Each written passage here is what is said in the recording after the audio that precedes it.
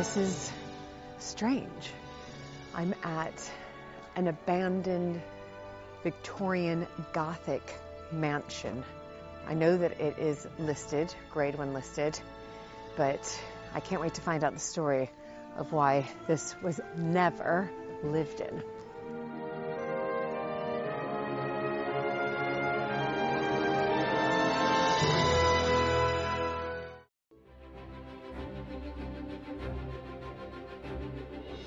When I married into the British aristocracy, it was the start of a wonderfully exciting journey. But it was also a little daunting. I became a Viscountess, and for an American girl from a small town outside Chicago, that was quite a shock. I live with my husband Luke, heir to the Earl of Sandwich, and our family at Mapperton House in Dorset. Living in a place like this is a joy, but also a challenge. And every day we're aware that we're preserving a very special part of Britain's heritage.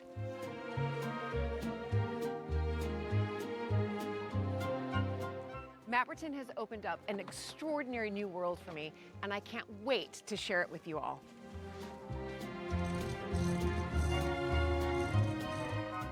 So if you love castles and manors and stately homes as much as I do, please join this American Viscountess as I journey into the British countryside in search of some of Britain's finest historic houses.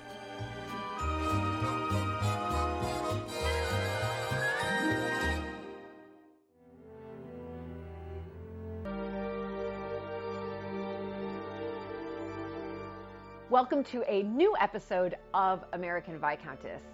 Each historic house I visit has its own unique atmosphere and story to share. But Woodchester Mansion in Gloucestershire has to be the most unusual and unexpected I've experienced so far. The house is nestled in a secluded valley in the heart of the Cotswolds, and it's managed by the Woodchester Mansion Trust, which cares for the building, conserving it for the future. But oh my goodness, it was unbelievable when I stepped inside to meet operations manager Max Raven. Hello? Hello? Oh gosh. Oh. Hi, Max, I'm Julie. Lovely to meet you, Julie. Nice to meet you, nice to meet you. Oh my goodness, I just arrived. Mm-hmm. This was not what I was expecting. It's a bit different. It's very different. As I was walking in, I saw all the scaffolding, which makes one think, oh, this enormous mansion is, under a huge renovation project. But that's not the case, is it? Not quite. There's a lot of work to be done, but it will never be finished. Oh, that's interesting. It is. Let me show you. Okay, great.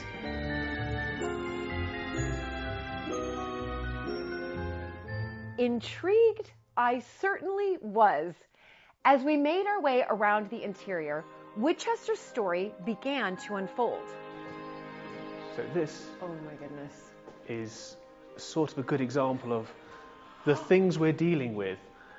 I mean, this doesn't even seem like a mansion. It doesn't feel like a house. Where am I right now? Well, you're in the chapel inside the mansion. So the aim of the house was to have it as a home, but also a place of worship. Oh. So you've got this sort of monastic Gothic yes. Throughout the building, but they really wanted to incorporate nature into the design. So the lovely vaulted ceiling above us has a huge number of bosses on it. We have 2 green men, we have 1 that represents the family pets, and then all the others are plants that would have grown on the estate. Oh. So there's some lovely fine details. It's rather creative of the family to think of it that way, to sort of bring nature and especially into their chapel, their place of worship. The glass, for example, that's in the window is tinted green because that was supposed to give the effect of dappled light coming through tree leaves. So who built this, or commissioned it, I should say? So the person who commissioned it and had it built was William Lee. Right. He inherited a lot of money from his father, who passed away when he was about 13. But we're talking multiple euro millions lottery win. But he wanted to set up a Catholic community in the area, so he spent lots of money building things like a monastery, churches, and really setting up everything. And this was going to be the big sort of family home, the big final project. Right. So he'd done all these projects using the money that he inherited. Yes. And then this was the last piece of the puzzle. Definitely. He didn't inherit the business sense from his father. He was very much a perfectionist and would overspend. We've got letters from Pugin, who did the original designs for the house, who basically said, what you want can't be done for the money. Right. So he found another architect. And so Pugin said, I'm not going to involve myself in this. Yeah, although we do have the drawings, and it's very beautiful, and you can see where elements of his designs have been worked in with others. Right. So we are incredibly lucky here, as we have all the original architect drawings. And they have been invaluable to preserve, and also to envision what would be there if it was ever to be completed. Yes. Oh my goodness. This is absolutely sensational. But this is just one part. So this was the chapel. Yes. So it would have been the heart of the home. It's also currently our most expensive headache. Oh. Well, I can see the scaffolding. Yes. Surrounding me everywhere. So the scaffolding is effectively holding the space in stasis. The building was abandoned for about 20 years before the charity was set up. And during that time, there was a lot of water and frost damage to the building. So there's 2 buttresses either side of us here, which has caused real structural issues to the building. Right. So what you saw outside, that big over roof, not stopping any more of that happening. These are basically holding it in place until we can raise the multiple millions of pounds that we need to fix all this. To fix all this. Oh my goodness. Fantasy, myths, ancient beginnings. Elevate your historical exploration to unparalleled heights with a History Hits subscription. Don't miss out on our latest releases, where classicist Natalie Haynes travels to Corfu to unravel the story of the Gorgon Medusa, one of the most iconic yet misconstrued figures of Greek mythology. Join Jasmine Elmer as she dives into something that people have been obsessed with throughout history: dragons. Where did they come from? What exactly is a dragon? Finally, Dan Snow explores the ancient history of the Isles of Scilly and discovers burial grounds built thousands of years ago. Discover hundreds of hours of award-winning documentaries and ad-free podcasts with History Hit. Sign up for a special offer via the link in the description. All around the building, there are clues as to how the mansion might have looked if it had been completed. It's as if the builders had put down their tools and completely disappeared. As we go past here, this rather unassuming block, Yep. on this side here, you can see the original pencil lines that were put in by the mason for what this would have been carved into. So you can sort of make out the shape of, it would have been either a cat or sort of chimera-esque creature, Yes. but it gives you an idea of, they were still thinking they were going to finish this when work stopped. Right, right. So if you follow me, I'll show you some of the other things that they were so close to being finished. So this area here is the grand corridor. It's again, it really sort of has that cathedral-esque impact. Yeah. This gives you an idea of what it should be Goodness! What? like. So this was all done. This was all done. This was a later bit of work done by the grandchildren. Done by the grandchildren. Wow. Yes. So there was a plan to eventually give the house to the church, as they already had a large home and didn't have any need for this, as they described it, this big white elephant in the middle of nowhere. Right. So they finished this one room, and there were a few things where they rushed to complete it, and they've made a few errors which we now know are a bit of a nightmare. So if you've got any understanding of conservation, certainly with limestone, you wouldn't use cement. Oh, I mean, I know that. So cement's awful. It can't breathe, doesn't work with the environment. It's horrific. Exactly. When they were doing this, that was the new wonder material. Of course it was. I knew you were going to tell me that. Yeah, it's a... So they were patching in places with cement. Even worse, it's the power of hindsight. So if you were to look at, say, one of these side columns, you can see nice white mortar joints that go up. Yes. You get to this vaulted ceiling, Yep. and they're all grey. I see them. It's all cement. Yes. Oh So- my goodness. And the carving, although beautiful, is nowhere near the level of the carving in the chapel. So this was done on a budget. Right. When he started this project, William, what year was that roughly? This area was done for 1894. Okay. which is when they had a visit from high up in the church with the aim to try and give it to them. But that gives you an idea of what the house should be like. Right. This is what it is like. I keep saying, oh my goodness, because I really can't find any other words now. It's a bizarre space, but incredibly beautiful.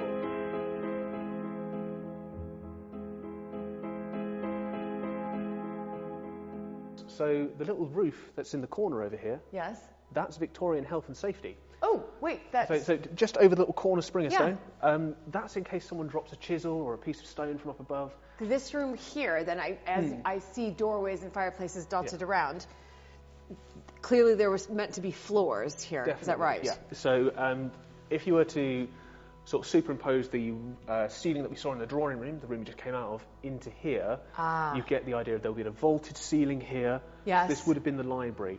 So you can see in certain places where the vaulted ceiling would terminate in these sort of cylinders. Yes. There would have been beautifully carved bookcases that would have gone up to there.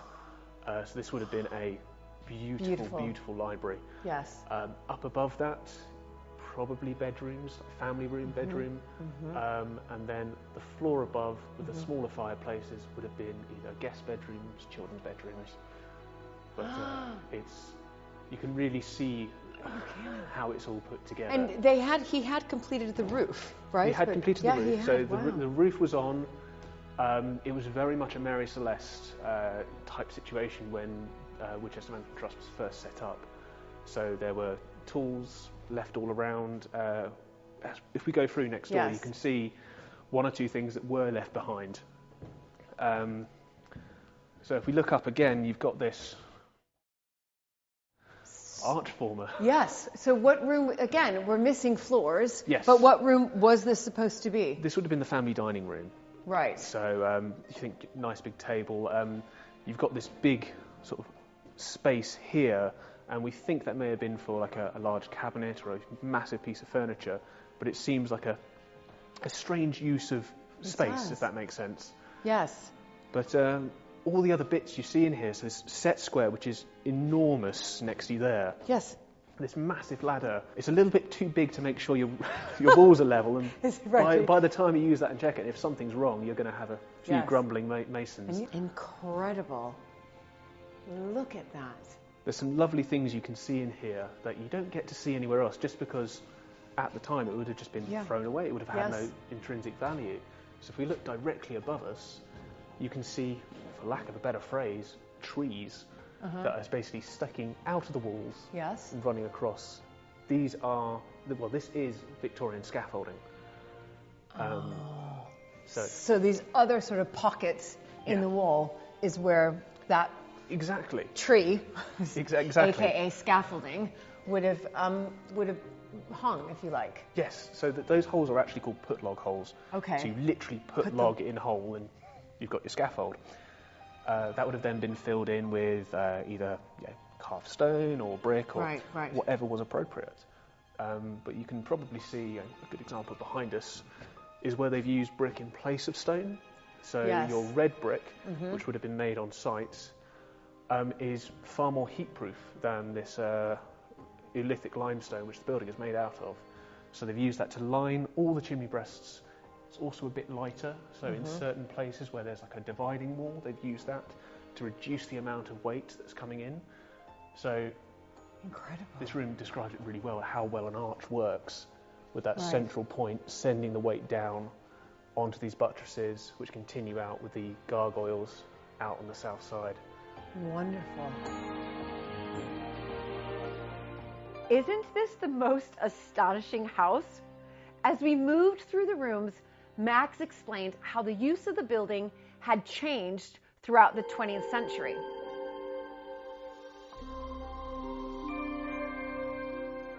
So it was used by the American military, the Home Guard, training for D-Day landings. No. So the whole park was... Americanized-ish? We've got some lovely pictures of a big military encampment on the fields outside the front. I can't believe you've had Americans here. Well, yes, it was... I feel right at home. It probably would have been a little bit warmer then. They had various heaters in places, but The whole estate, because it's so remote and so easily locked off, was a perfect training ground. Right. So we know that they were training for the D-Day landings here, building pontoon bridges on the 5 lakes that go further down the valley. Oh my goodness. They've left a few of their marks on the building, so there's name of an American soldier on the confessional booth. They even use the clock tower as a target practice. Oh my goodness. So we only discovered that in 2003 when we came to do the repairs. So there's a few extra holes Right. in addition to the numbers. Oh dear. If I take you in here, Yes. this is my favourite room in the whole building. And it's mental for all the right reasons. This is a bathtub, yes? Yes. Not the most practical.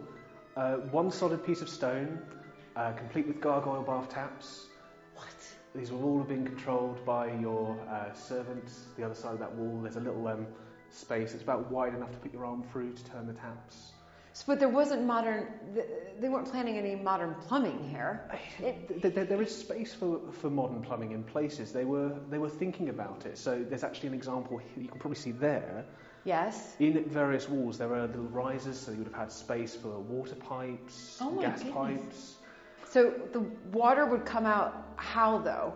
Because you mentioned this is like what is this cubicle here? So cubicle, you would have had the pipes there, and it would have been like a turn tap there. Yes. So the servant could be the other side of the wall. There's it's now our stationery cupboard. Okay. But you would have had your servant there, and they could turn the taps. You would have had hot or cold running into your bathtub there, so you'd never have to get out. You wouldn't have to be being awkward and trying to get around the corner. Right. But you'd have your nice warm bath. Oh my goodness. So if we go through here, so you've had your nice hot bath, but you have a cold shower afterwards.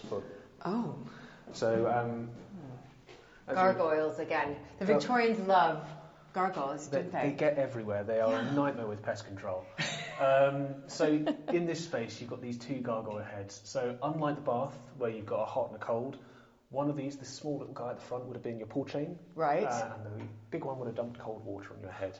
No. So refreshing in the summer. I see. So it's not hot and cold. I see what you're saying. Yeah. So this is the pull chain, the small. Yes. And when you pull it, the big one dumps the cold water. Yes. So this would have basically been a Victorian wet room, which is quite a new concept for the time it was being built. So yes. they were thinking of incorporating new technologies.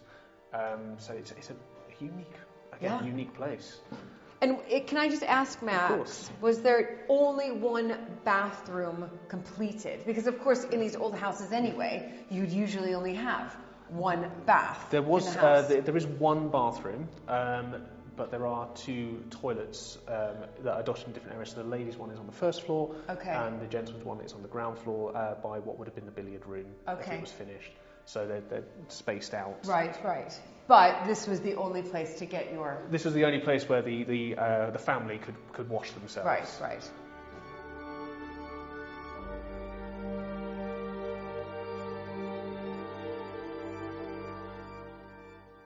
Next, we headed down to the old kitchen, which was used during the early 20th century by the grandchildren of William Lee. But there are also clues this room saw life before the mansion was built.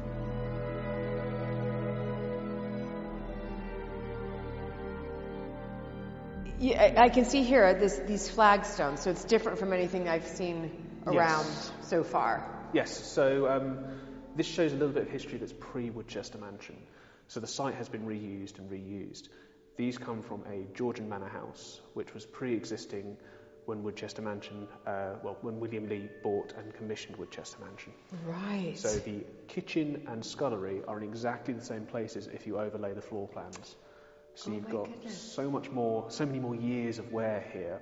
Right. And if you were to, in your mind's eye, see where the wear is running, so from about where I am, running out around you, then out through the scullery, you can see where the main path would have been. So of course. So if you were in the Georgian mansion, you'd be effectively standing on the kitchen table.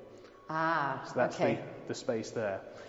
But it's incredible. Okay, so the grandchildren of William Lee tried to revive it at some point? They had various approaches. So some of them wanted to try and do something with it. There is a story that one of the grandchildren was engaged to a young lady and said, I have this lovely manor house out in the middle of nowhere. they came and visited, and the engagement was called off quite quickly, understandably. But yeah, it's a lovely place to work and live.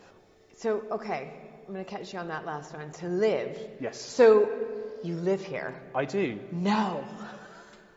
Yes. What? Where? Where do you live? I'm lucky enough to have a flat underneath the Belfry. So I live there with my partner and our old English sheepdog. It's a lovely place. Really? Yes. So, do you have heat? Some. It's really cold in here. Some. It's probably the one warm area of the building. Right. But even then, it's a bit more chilly than the. Because you really are the caretaker of this place. Yes. Among everything else, we're a very small charity, part of the Historic Houses Association. But there's 2 members of staff, and I'm the one full-time one. Right. That's unbelievable. So you live here, and what is it like? I mean, obviously you've got lots of visitors coming. So do you ever get a little bit of peace and quiet? The time we got the most peace and quiet was during lockdown. While it wasn't good for takings, I really enjoyed having the sort of place to myself. This is the $1 million question. Maybe not, but because I don't even think that $1 million would even dent a hole in this place for the amount of repairs that are needed. But let's say I came in and I have just oodles of cash, and I said to whoever, I actually want to make this into a home. I've got the structure here, walls, ceiling, and now I want to make it into a family home. Would that be possible? The answer would be no, and that's for a few different reasons. The house itself is Grade 1 listed. Right. And so it's of exceptional historical value. Exactly. Yes. We're also a SSSI, which stands for Site of Special Scientific Interest. So effectively, in layman's terms, we can't sneeze without getting planning permission. So the site is both important for its historical value, but also for its importance to nature and the environment around it. So the answer is no, everybody. Yes, if you were wondering, you cannot buy this house and renovate it. Probably be better to go for like a church or something like that. You might actually it'd probably be cheaper. You've got about £5 million worth of repair works just to get it to where the stonemasons down tools. Wow, I mean, honestly, not what I was expecting at all. But it was absolutely brilliant. And I do just want to mention, you mentioned historic houses, and Woodchester Mansion is a part of historic houses. We are. And that really helps us with grants, with understandings, with advice, in order to make sure that these houses, and even this one, of course, that is now really Grade 1 listed SSSI, and people come in and do conservation works, and they can learn here that they are protected for the future. Definitely, and that's one of the whole aims between historic houses and why we enjoy these beautiful places that we're lucky enough to live in and work in. Yes. Thank you, Max. My That was a pleasure. real Thank pleasure. you. What a treat.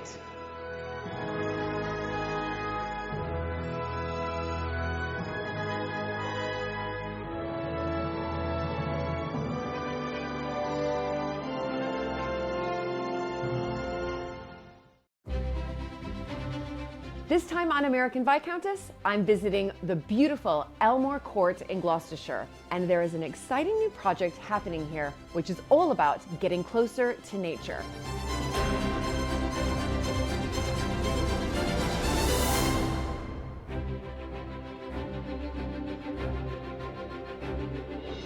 When I married into the British aristocracy, it was the start of a wonderfully exciting journey. But it was also a little daunting.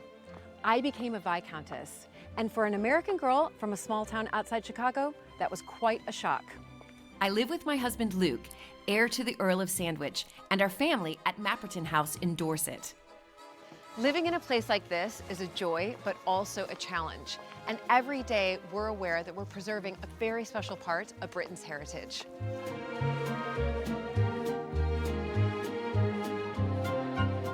Mapperton has opened up an extraordinary new world for me, and I can't wait to share it with you all.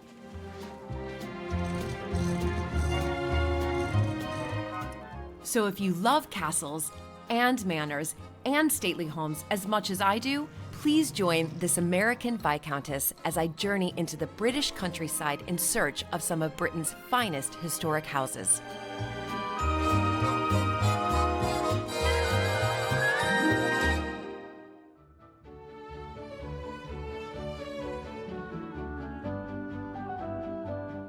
Hello, everybody, and lovely to see you again. Thank you so much for joining me here in the drawing room at Mapperton for another fascinating historic house visit. Elmore Court is a glorious 16th century historic house on the edge of the Cotswolds, but this site has been home to the Guise family since the 13th century. Anselm Guise has a very bold vision for Elmore's future and is opening the house and estate to visitors in a completely inspiring way. Elmore is literally going back to its roots, or dare I say, going wild.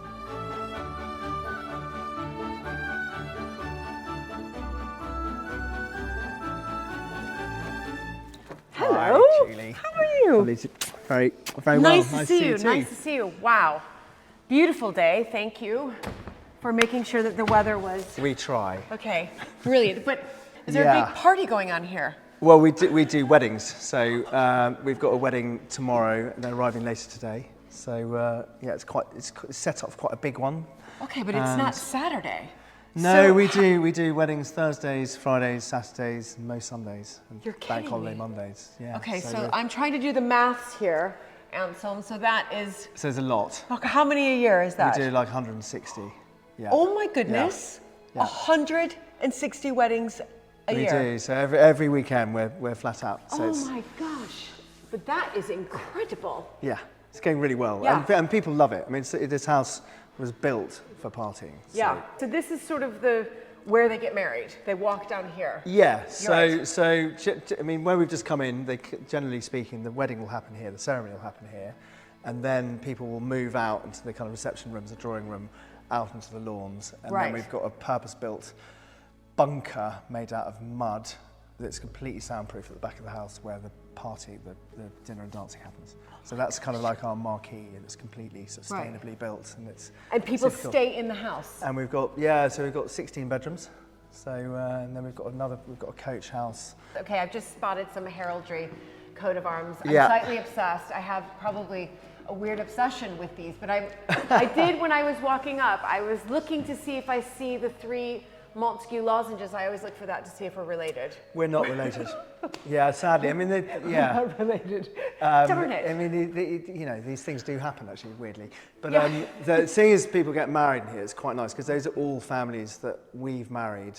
The guys have married over time. So Yeah. you know, So Anselm, tell me how long your family has been here. we got given the land in 1262 by Henry III.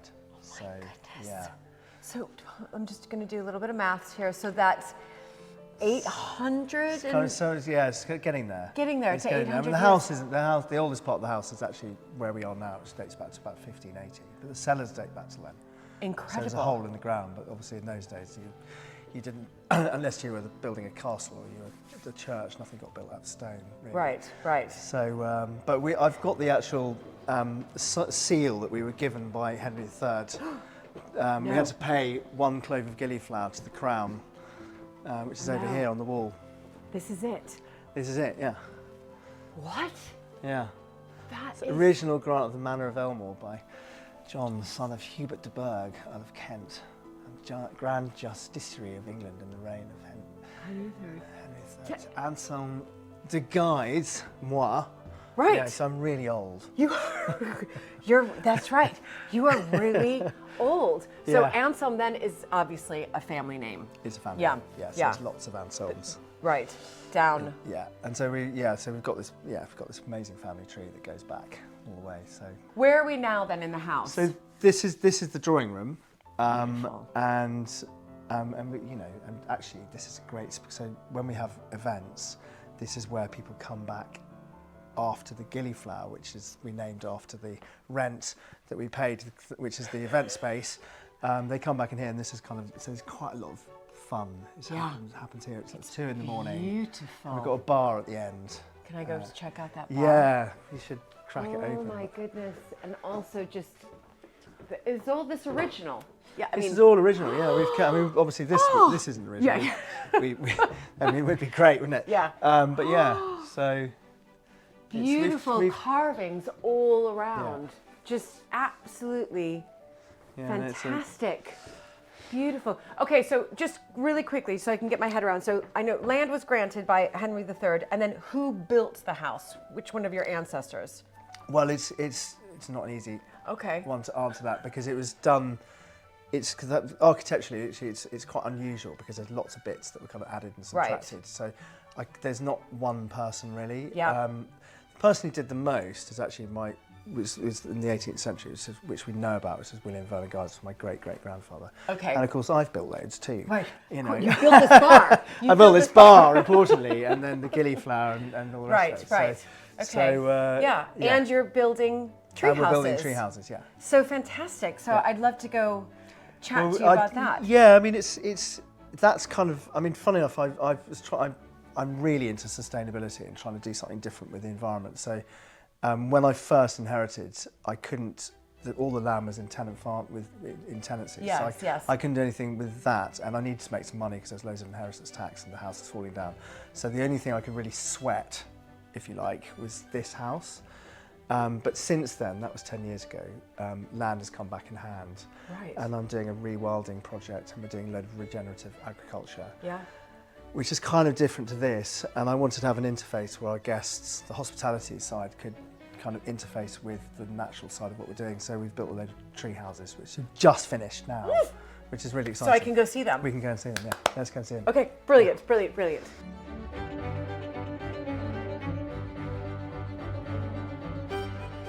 Anselm has built 6 tree houses for guests to stay and experience being in nature. And when I visited, the finishing touches were being made before the big opening day.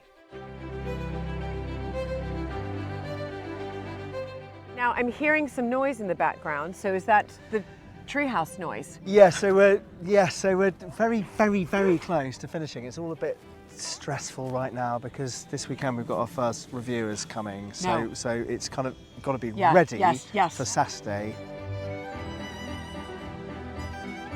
Literally 5 days ago, this felt like a building site. Yeah, and now it's suddenly like, ooh, proper road. I mean, you know, the grass is growing really quickly. Thank God. Fantastic. Everything's beginning to look. So when people arrive, they're parking their cars?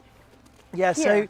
So each treehouse has got its own boardwalk. So this is wow. The boardwalk to what we've called Sky, and this is accessible. So it's wheelchair accessible, and you've got space for 2 cars. Right. And we've got electric car charging points for every single one. Yeah. Oh my gosh, I can come here. Bring my electric car, my EV. You damn well can. Yeah. Yeah. Exactly. And then so this one's called Kite. Okay. And we've got 2 parking space for this. And there's Dave, who's doing the. This is incredible. Wow. And then you have your own walkway. I mean, these have been like so stressful getting right because it's actually really hard to do this without causing any harm to the woodlands and without putting any holes in the ground. So they're all they're like concrete little feet. Oh yes, I can see. Yeah, difficult. Yes. but lovely. It's really cool, and we've got this amazing lighting. So in the night, it sort of glows, and it's I feel like I'm literally walking into Costa Rica here, everybody. That's the intention. Okay, great. So I nailed it, didn't I? You did. Yeah. It's you know. I know, but I really do. Like, this is incredible. Yeah. I'm actually astounded right now. Really, I am. I honestly do not feel that I'm in England. Yeah. These trees are what, though? These are laurels. Okay. So these are kind of not really indigenous, but actually they're quite evocative. And they're, you know. I love them. And they're lovely. And they're lovely. And the other thing is they're evergreen. So it's going to be like this all year round. Oh. So. So here we are. Oh my goodness. And here we are. This is incredible. So we've got the housekeeping team are in here at the moment. Okay, I don't really have any words right now. You know, as we know, like glamping has been like super big in England, lots of people glamping, but I've never come across these tree houses before. So this is, I mean, I'm absolutely astonished in what I'm seeing, but what made you decide to do tree houses in the first place? love Treehouse. I mean, you know, I was like, I'd spent so much time in my childhood like clambering around in trees. You know? Right. So it was just like, it's just one of those things. And I've always been somebody who's bought kind of treehouse books like Cabin Paul or whatever Right. it is, and sort of that kind of cabiny thing. And, Yes. and also I've got, you know, I love festivals and I love glamping, but Right. that's been, I feel a bit Done. Yes, I agree. And when I was thinking, right, I want to have somewhere that people can stay and they can look out over the land, it was just a complete no-brainer. This view is, first of all, is sensational. Glamping, you're zipped in. Yeah. You're in there, you're zipped in. Yeah. There's not really windows. No, You know exactly. what I mean? No, this is a house This is a house.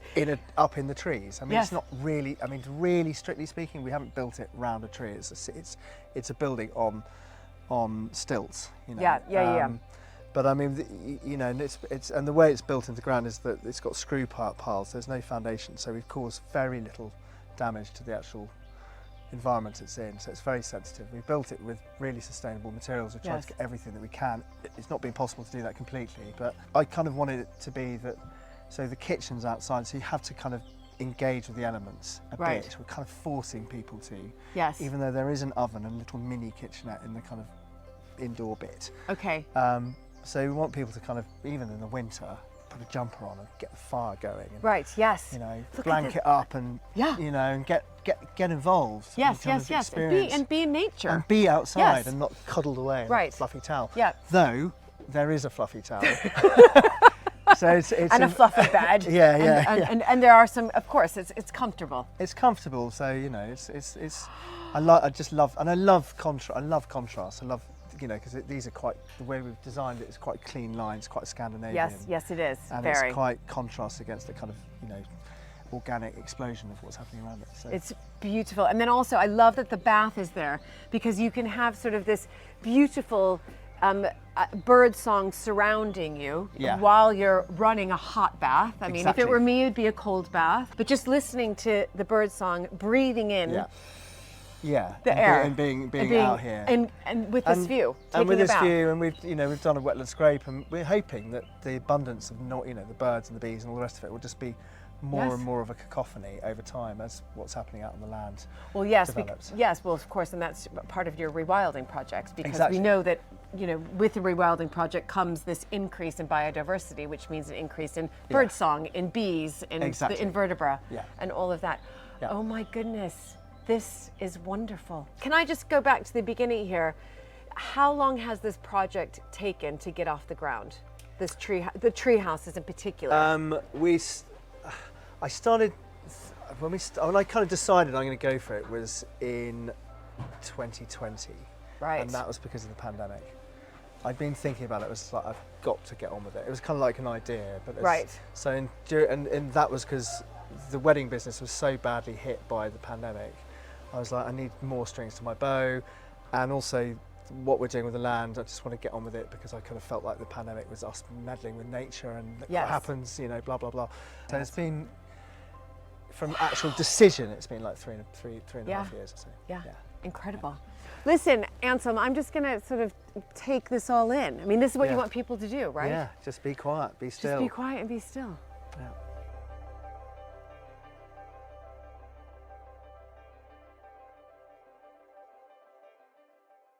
And the view from the tree houses looks out onto a landscape which Anselm is in the process of giving back to nature. The rewilding is down here beyond this woodland. Ah. And the land out that way, and the River Severn's about 500-600 metres that way. Oh my it sort of- goodness, it wow. wraps around the estate. And I didn't know it was that close. Fantastic. yeah, really, really close. Yeah, and this land out here was historically had been very heavily drained. Right. To try and make agricultural land. So what we've done is we've been breaking the land drains and letting the land hold the water. So this bit we're kind of returning it back to, you know, what it used to be, which was a wetlands. Which are wetlands, exactly. You know, and Elmore is called Elmore, we think, because it's eel more of eels, because back in the day there would have been, because eels, I didn't realise this until quite recently, they made up more of our diet than all other fish combined in the medieval times.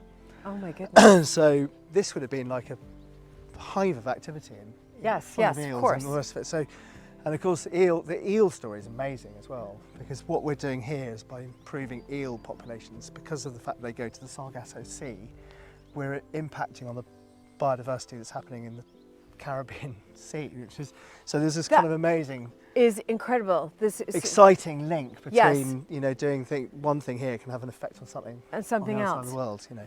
How brilliant. So it's exciting. It's exciting to kind of, you start pulling these levers and you start realising Yes. the impact you're having. Well, is and actually- exactly, and I think for many people, I mean, I know I was in the same boat before we started our rewilding project properly, that people think of rewilding as just sort of letting nature go and that's it, Yeah. and I get that, but also there's the wetlands. I mean, we have done stuff. Look I mean, at out here we've done wetland scrapes, Yeah, and we broke all the land drains, like I said, so the water doesn't run away. And then by putting a scrape, it kind of automatically get these ponds, and that's bringing in already loads of bird life. So we're doing that there, and then sort of over this way, which is slightly less low-lying. The idea is to allow that to become a semi-scrubby, 20% woodland cover thing, Right. but over a really long period of time. okay, okay. And that's kind of over that way. And then we've got a herd of longhorn here already. Right, so and when did you bring in your longhorn? They arrived quite recently, so it was September 21, Okay, so a year and a Yeah. half ago, and we've had one lot of babies from them. fantastic. And we're just about, they're calving now as well. Right, So it's yes. round 2 has happened. And then when I can afford it, we'll fence it, and we're going to have, you know, pigs and the Yeah. ponies. Are you and- doing Exmoor ponies? Yeah. So we just got our Exmoor ponies. Those, Wow. yeah, fantastic. That is and then, so exciting. And I think it's really worth explaining this for, you know, everybody who's kind of watching this who Yeah. doesn't know so much, how these animals in particular work together. First of all, like to bring back some native species, if Yeah. you like, but the cattle are, you know, they're brilliant at grazing and they're Yeah. clever grazers. And then you bring in the ponies and they're fantastic at browsing. Yeah. And then you bring in the pigs and they're brilliant at the roodling. Yeah. And they all kind of work together to Well, I capture think- card. I mean, the big one really. I mean, I really can't wait for the pigs, because this has been kind of grazed land, so it's got a strong grassy sward, and what we want is other plants to kind of start growing out in these fields. But Yeah. because if a seed lands on the grass, it just hasn't got a chance. Right. Bring in a pig, it'll just kind of hammer the ground, plough it up That's essentially, right. reveal the soil, and then other plants can start getting in. So that way you start getting a diversity away from just grass. Right. And that's what we want, and biodiversity. And the more I look into it, the more I realise that it's diversity that is the healthy thing. It's like having lots of different species is the thing that's the magic. And it's the same in your Right. like your gut, or Yes. you know, like in everything. It's variety is key. key. And you know? it's also, it's the variety of the biodiversity, but also it's the abundance of it. So that they continue to thrive, and you're every year, you know, when you're tracking them, you're getting, you know, you can track that you have 100% more moths this year, 300% more butterflies, you know, but even it's the invertebra and the sort of It's ground everything. nest. And it's everything. what's happening in the soil underneath. soil, and yeah. it's just everything. It's Yeah. just is, and it's kind of magic. It is It magic. happens all on its own, and what we need to do, and this is, I think, the biggest thing, is to stop interfering. It's so easy to kind of go, this is happening. I wonder if no, don't. If I tinker this, If I tinker, then it'll can- start. yeah. But actually, the thing is to not. Yeah. You know, and as it finds its feet and it rebalances, some things are going to go completely wild, and you'll suddenly go, oh my God, it's turning into a kind of thistle hell. But actually, if you let it go, then you'll find animals that will come in that will feed on thistles, and they'll rebalance Yes. that kind of thing. So Yeah. it's that. Yeah. And It's you know, trusting nature, and it's Exactly. trusting the universe, and it's with, you know, it's us as humans, we have this ability to want to control everything, and we nature. almost can't help ourselves. Right, And exactly. it's like, and it's, you know, land is not. One of the local farmers was talking to me about it, and he was like, couldn't understand that I would not be producing food from the land. It's like, land is for producing food, and I was like, no, it's not. No, right. Who gives us this divine right to kind of like, Right. you know, sort of take what we want from it? It's for all beating hearts. That's right. You know, and we are obviously part of that. Not Right, saying we shouldn't right. feed ourselves, but it's not at the exclusion of everything else. And this is it. We're walking on it.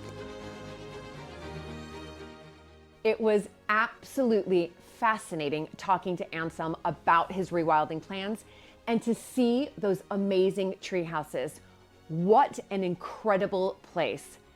So thank you so much for joining me, and I look forward to seeing you back here for another historic house visit. But until then, enjoy getting out into the landscape wherever you are and however you can.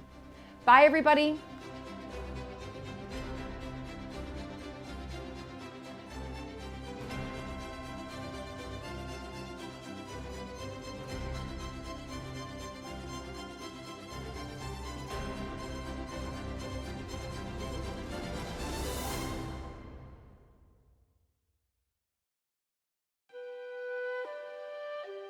Owlpen Manor is an idyllic manor house hidden in the most tranquil of valleys in the Cotswolds.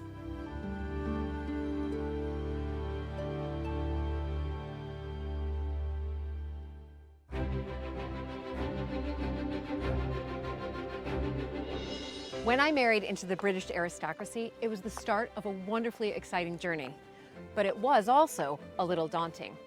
I became a Viscountess, and for an American girl from a small town outside Chicago, that was quite a shock. I live with my husband Luke, heir to the Earl of Sandwich, and our family at Mapperton House in Dorset. Living in a place like this is a joy, but also a challenge. And every day we're aware that we're preserving a very special part of Britain's heritage.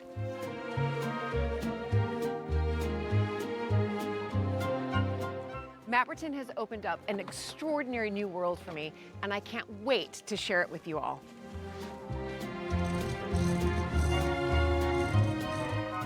So if you love castles and manors and stately homes as much as I do, please join this American Viscountess as I journey into the British countryside in search of some of Britain's finest historic houses.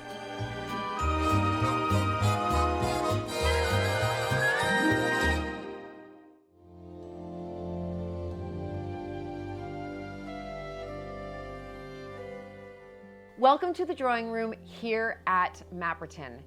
Mapperton has been voted the nation's finest manor house, but every manor house I visit is stunning. I love the atmosphere and intimacy of these houses, but what historically makes a manor house a manor house? So to explore this and much more, I visited Owlpen Manor, a treasure of the Cotswolds and the most beautiful home to Sir Nicholas and Lady Mander.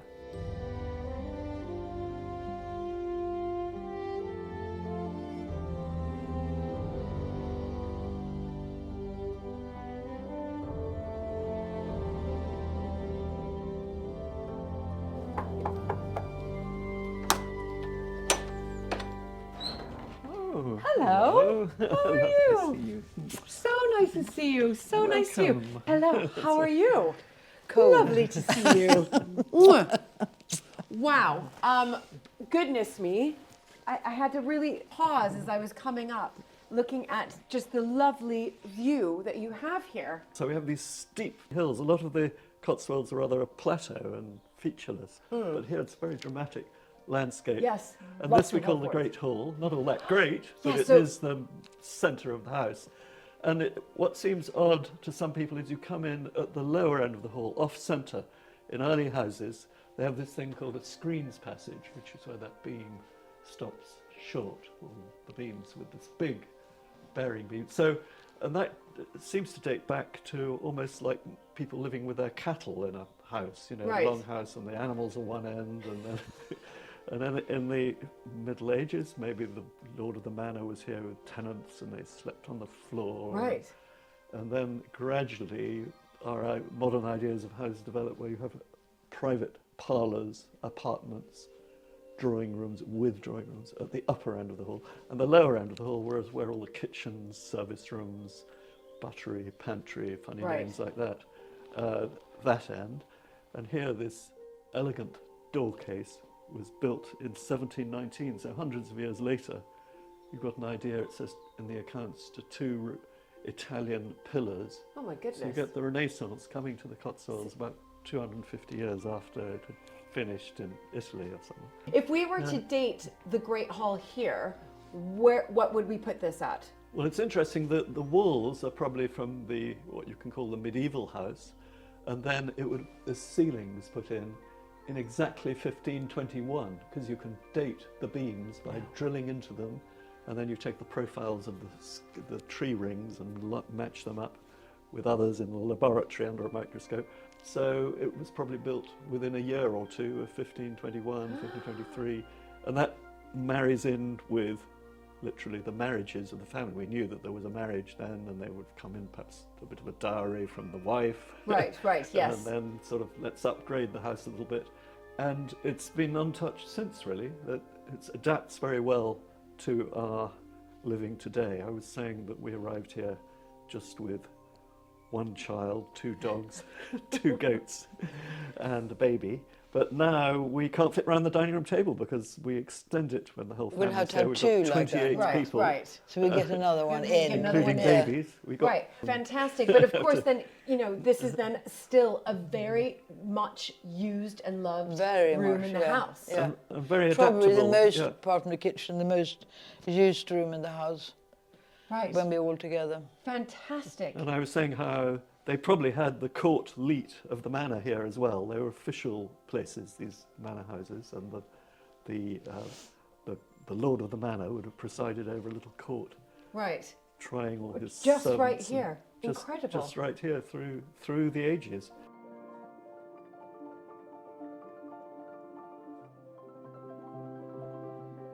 Owlpen is the most astonishing survival of the medieval manor house.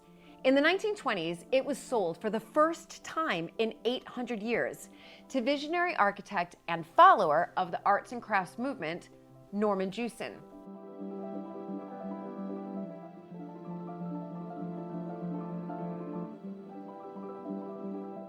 And what was rather nice is our family were tied up with the arts and crafts movement rather, and built these big houses in the 19th century which expressed that aesthetic. Yes. And we got to know him in his old age.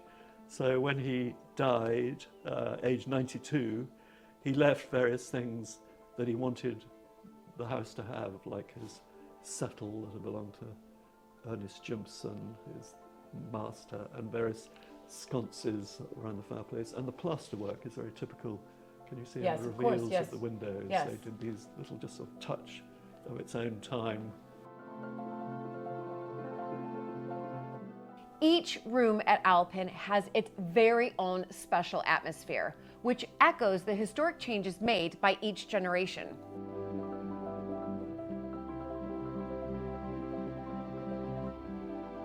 The house is very well documented for a house of this scale, so we know exactly how much the hinges cost and nails and Fantastic.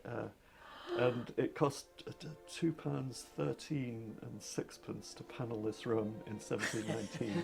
Well, which was quite a yeah, lot of but money. you think what that is today? Yes, It's a lot exactly. of money. Yes, You know. it is a lot of money back Yeah. then, but it's beautifully panelled. This is the original painting above in the little shell house. And when we came here, everything in the house was painted white, gloss white and lime wash. Right. And we gradually painted this, taking colours from scraping under the panelling, and you find little traces of the old paint and this in the shell head. And So we did this in the mid-70s we came here. right. It's How never been- wonderful. It's beautiful. And I love it that you just have dotted all around lots of family pictures, because there are, how many are there of you now? You've mentioned you I have, think we've got how many 5 children? 5 children. who are Right. at We are certain age, 28 and altogether, so and they've all 16 got- grandchildren. I know.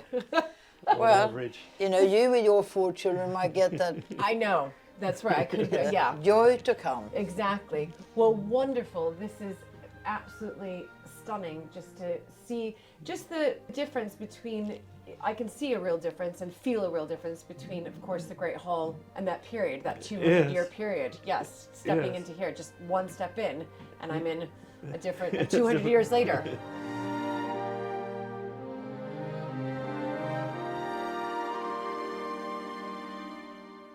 And just as is the case here at Mapperton, over time, the rooms take on new life.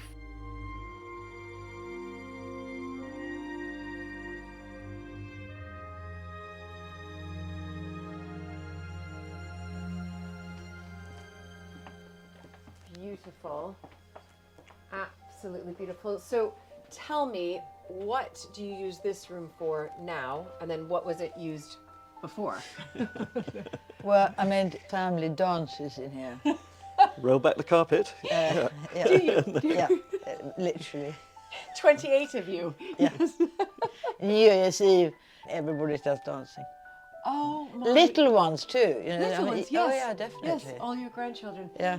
How wonderful. So this is your dance room, let's say, but what was this? We call it the oak parlour, Right. for obvious reasons. This is oak. It's got the date stone outside, 1616, so we know it was remodelled, probably where the medieval early parlour, solar, as Right. they call it then, would have been. And it's got the bay window, and you can see all the mullions are at drunken angles. Yes. And we had a friend staying in the room above, is essentially the spare room, and you couldn't draw the curtains one evening, and when the handyman came up the following morning, we found that it's only being held into the rest of the house by cobwebs and friction and Literally, hope. literally. And it's been marching away at the rate your fingernails grow from the rest of the house.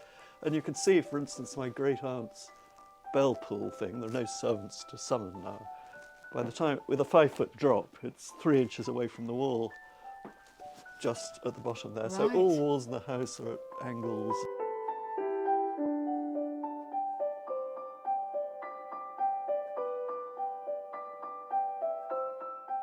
The Mander's joy in the house was so lovely to see.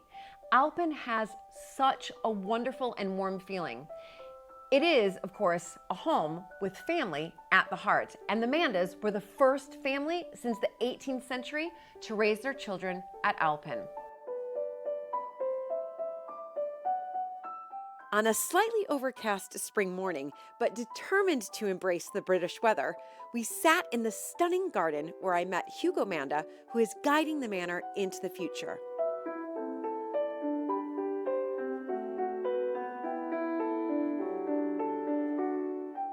You've got this idyllic Cotswolds manor house, and you decided it's also a business, right? So you've come on board, Hugo, in one sense. And when did you decide to open it up to the public, or had it always been like that? Well, our predecessors got grants to do roofs and things, and the condition, strings attached, were to open the house in a very modest way on Fridays in June and July. And they said, kind of, we'd like you to try carrying it on. And then we started having lots of children, and it became impossible, and we closed the house, really. And at that time, the microeconomy of the farm, the estate, was much more viable than today. Today, it's just a question of almost keeping it there. Yes. But it doesn't really contribute in any way. So we evolved towards it, I suppose. We started opening the house bit by bit, and since then, it's evolved more towards events, weddings. We have non-commercial things like concerts. I think my father's being very modest. I mean, one of the important things is that my mother is an extremely good cook, and we had all this holiday accommodation, and you need more than just houses, and so they opened a restaurant in the barn, and my mother was the cook for 20 years there. And so we used to have the house open to the public, and we did cream teas and lunches, and then everyone from the holiday cottage would come and have dinner, and so it was busy all the time. And we all used to work in the tea room, serving teas and washing up and all the rest of it when we were children, and we were room guides in the house when we weren't doing that. So we all sort of, I mean, for example, on an Easter Sunday, we would all go and do lunch and then do the house opening, and after that we do the Easter egg hunt when everyone had left. And so it was very much a sort of family-run little business which was trying to find ways to survive, while also not putting so much pressure on the house that the whole place fell down. And that worked for a while, but then it came to a point where actually, I don't know how it is in Mapperton, but Owlpen's almost too small for that sort of business to be viable.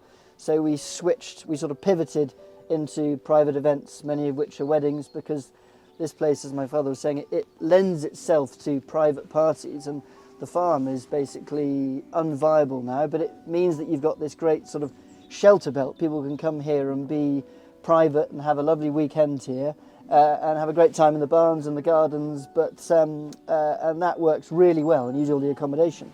So it's about finding ways to allow us still to live here, Yes. While not sort of losing the atmosphere and the heart of the place, Yes. and maintaining this sense of a lived-in house at the same time. Yeah. I mean, that's exactly right. We've had to really continue to evolve from the time that really the historic house many of them had to open up their doors, especially after the Second World War. That's when we started to see this trend of historic houses opening their doors to the public so that they could still live, but live in a different way, but also keeping the integrity of the house. And as you mentioned, it is, of course, finding that right balance of how many visitors do I want in my house because of the wear and tear. And that's what I think a lot of people don't necessarily understand, that having thousands of visitors in your house is wear and tear, and then that's another repair bill somewhere further down the line. And how are you going to pay for that repair bill? Well, you have to figure out and evolve and come up with different ideas. And as you've just, so beautifully put, it's sort of looking at what works, what has worked, what's not working, and shifting and evolving. But the other thing is that the house is also the focus of a community and has always been, and it provides jobs and a sort of dynamic to the whole wider economy. And the cottages were partly a thing of maintaining these old buildings which had no function. They were part of the feudal estate when staff lived in them, or some were just derelict, some didn't really exist. And so we did up these historic buildings.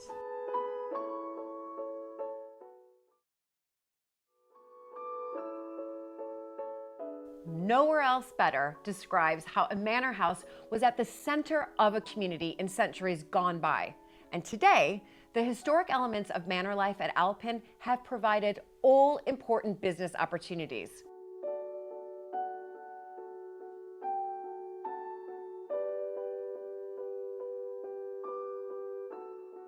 In England, you have castles, you have stately homes, you have halls, you have courts, and then you have this manor house.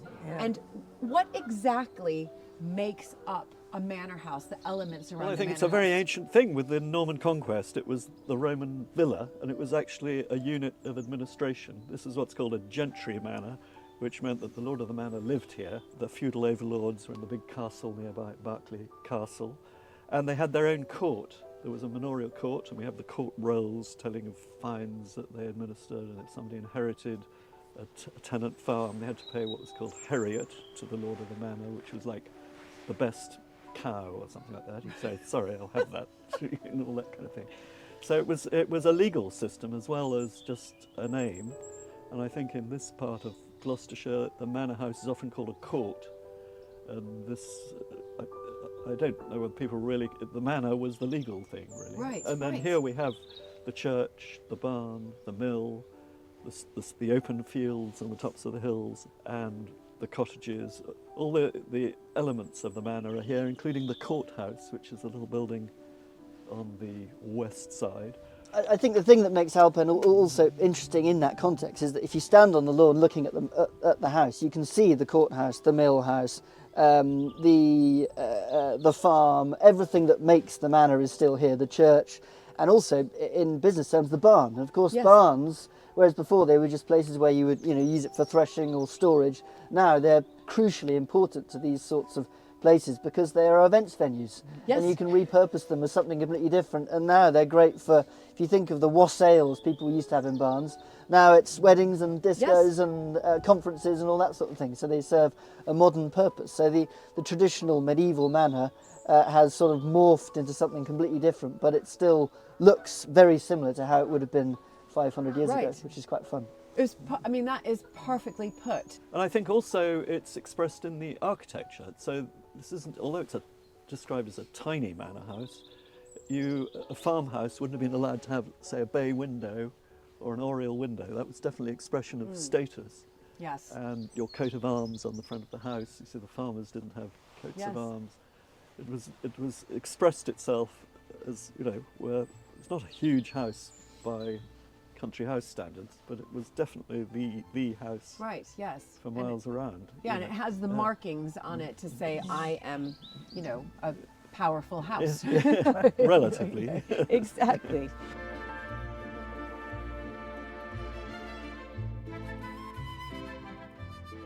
Owlpen Manor, just like Mapperton and most historic homes I visit across the UK, blends history and the ever-present need to be commercial. So Hugo showed me the redevelopment of the barn.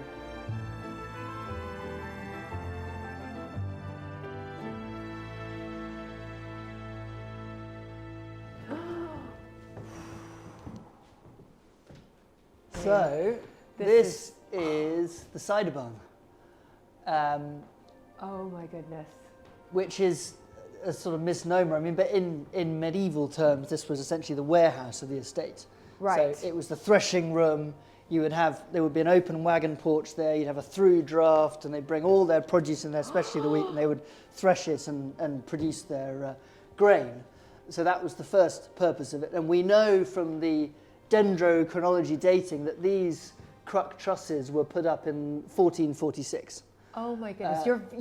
This family is very good at taking timber and dating it. Incredible. Well, the great thing is that they had to have been building in green oak with these structures, so it must have been built in that year, or maybe 1447. So right. It's a pretty hard date in Yes. terms of the sort of how you would build a timber frame structure.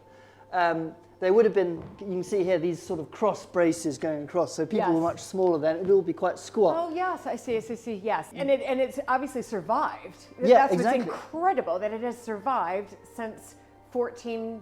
Well, I think one of the reasons it survived is because, yes, it was a threshing barn, but then it became something else. Right. So behind us over there, you've got the cider press, which was probably built in the sort of mid-18th century, 1730s kind of thing. And what you got here is you've got two vertical oak structures. Is this the original cider press? This is the original cider press where they used to build, Oh my used to goodness. produce all the cider. So this survived as well. Yeah. This is incredible. The coolest thing about it for me is this wonderful upright here. It's almost like you can see they'd built the cider press and they were planing off the bark. Yes. And almost thought halfway they just stopped and thought, to hell with this, let's just go and make some cider, we're done, sort of thing. But I mean, for me as a child, this was our playroom on wet days. Right. So there used to be a trough in the middle where you'd pour all your apples in and create the pulp and then load it onto the press and press the apples and all that sort of thing. But we would ride our bikes in here and we'd have our slide in here and our climbing frame and we'd just mess about when we couldn't go into the fields and climb trees. Right. So we had no idea what this thing even was. You know, it was just a sort of an annoying piece of wood in the corner that got in the way of our games. And then slowly you come to ask the question, what actually is that thing? What's it doing here? And it becomes, more interesting. Yes. So that's why we call the place the cider barn, because you've got this huge galumphing pre-industrial machine sort of squatting in the corner. Yeah, it's unbelievable. That is, I mean, it's fascinating just to see this. And I think especially as me as an American, when I sort of visualize a lot of the buildings here in England, I like to see the original timber roofs and ceilings. I love them. It's wonderful. Yeah, and especially when they remain unchanged. Nothing has really been done to it. You've still got the dovecote up there. You've still got the wagon porch, which is now the office. You've got the old apple loft, which is a bridal suite. Everything is just exists in its present form. Right. But the floor level's been raised a bit, and there's a wooden floor, and that's kind of it, really. Everything is right. So you've mentioned bridal suite. So obviously this has now evolved into a wedding space. Oh yeah, right? for weddings, Yes. this is the dance floor and the bar. This is the party room now. Yeah. So, but you've taken over a little bit of the running of Owlpen, is that right? That's right, yeah. So how did that start and when did that start and kind of what's your vision? So that was about 2016. Okay, not that long ago. And we were getting a sense that historic house tours and cream teas and everything weren't really enough for us. So we felt that weddings and private events as well, were one of the ways that we could carry on. Now, the great thing about Owlpen is that it's a valley in its own right, so it's very private. Yeah. So you've got a party space in the middle, you've got accommodation everywhere, people can hire it for the weekend and they can call it theirs and have a good time in the Cotswolds. And also, we throw lots of parties of our own. We love throwing parties, so it sort of made sense. You kind of do what you know, don't you? This is so true. So we do parties. So when was this converted, this space, into this dance floor that we see today? Well, this was actually done in the 90s for my parents. They had it as their restaurant. And it was a licensed restaurant for 20 years. And then when we started doing weddings, it was too small for the footfall. So we had marquees next to it, and that was obviously not sustainable. So we decided to scale up, as it were. We decided we needed another space for dining so that you could have two areas. Yes. One where you could have a dance and a drink, the other place where you could sit down and eat. So that's the barn next door, which we built in 2020. Yeah. Oh my goodness. So this is the pole barn. Wow. So this is an extension, Hugo, is that right? That's right, yeah. So traditionally the door would have been about this level. There would have been a bank going up there, and you would chuck in all your apples and grain through the much higher level door. Right. We put the level down and then created this enormous space by moving a lot of earth to flatten it out. Right. And then we could build this structure on it. Honestly, it's really sympathetically done. You know, it fits when you come from the cider press room into here. Well, it was my father's idea. He said, if you're going to build a barn, we need an architect so that they understand old buildings and they can get a sense of how you chime with the old and the new. You've got a sense of continuity and change. And he also said we need to use our own materials, so it's as low impact, sustainable as possible. Right. And we had larch up in one of our woods. This is all larch that all comes from our woods. How many weddings are you doing a year then? So we're doing between sort of 60 and 75. Wow. That's a lot. It's a that's lot. More than one a week. But the thing is, when you're employing lots of people, you need to keep them busy. That's the important thing. That's exactly right. So 2 a week, basically. 2 a week. And that way we can do it in such a way that we can still live here, we can still enjoy the estate for ourselves. It's not turning into some sort of factory. Right. And people can also still enjoy a bit of peace. They can arrive the day before.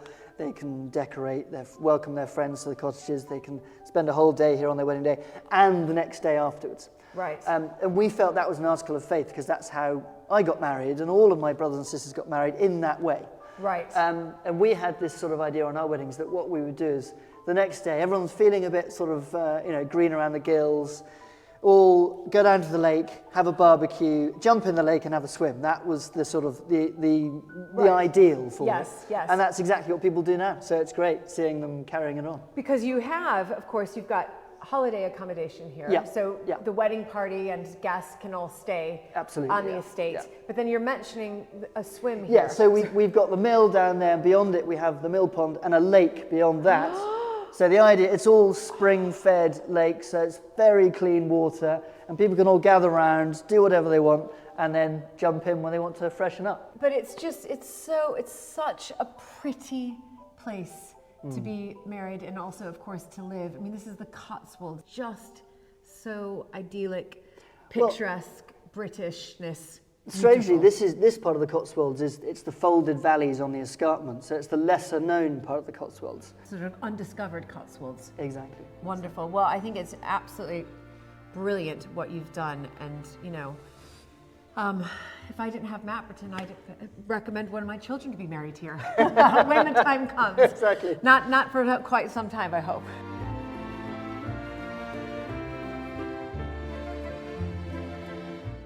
Owlpen Manor is a wonderful, wonderful wedding venue. It is so peaceful there.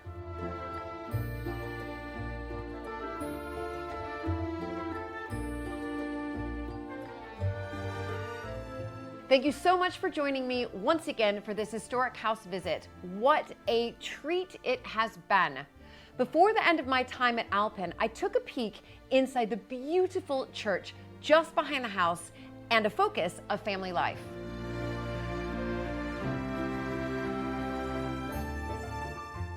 One of the things I do love about manor houses like yours is that there's, as we've discussed, there's always a church.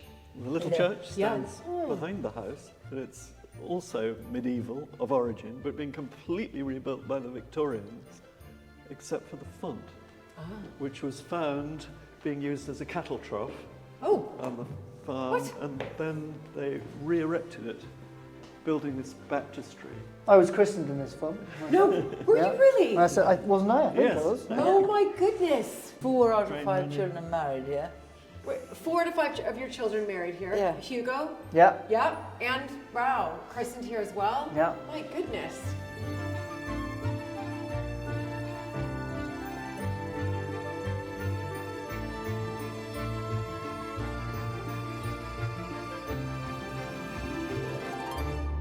So this part of the church, then it looks, I mean, it's very colorful. And it says in the inscription, beautified with mosaics to the glory of God or something. In the 1887, isn't Yes. it? So they built quite a plain chancel before, and we got all this Italianate neo-Byzantine work, which is a Fantastic. kind of arts and crafts Yes. principle done by a man called Powell of Whitefriars. And it's full of colour and Yes, full of color. very exactly. richly textured church with wonderful stained glass everywhere. It's quite good quality of its period. Sunbursts on the roof. Sunburst on the road. So it's special. It's not what you expect, is it? A little No, country no. churchyard. It's described as the richest Edwardian Victorian interior in a Cotswold village.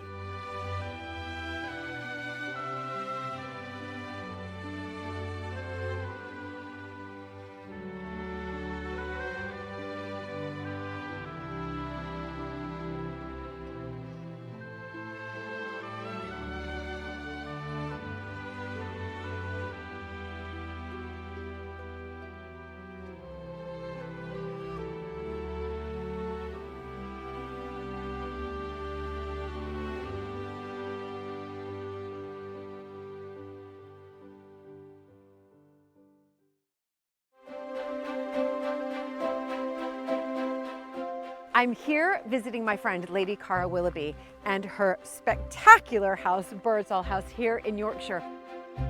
I'm very interested to learn more about the history of the house, but I can also hear some work that's going on right there. So I'm sure Cara is going to fill me in on her latest project.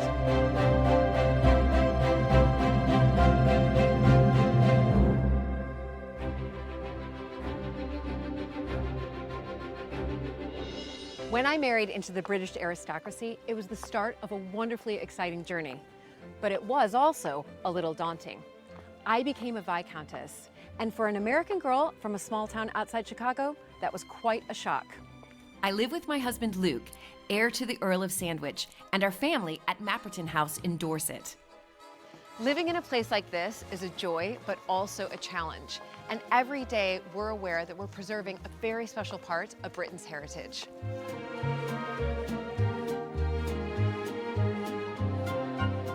Mapperton has opened up an extraordinary new world for me, and I can't wait to share it with you all.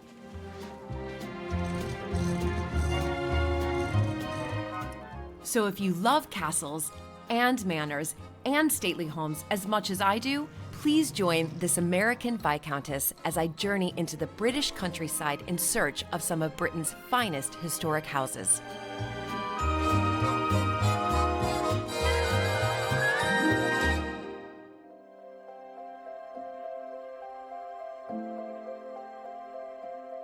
Hi everybody, and welcome back to the drawing room here at Mapperton. Every single family living in a historic house really does aim to balance that modern family life with the responsibility, though, of preserving a historic building for the future. I recently visited my dear friend Cara Willoughby at her family home, Birdsall House in Yorkshire, where history is literally helping breathe new life into their house.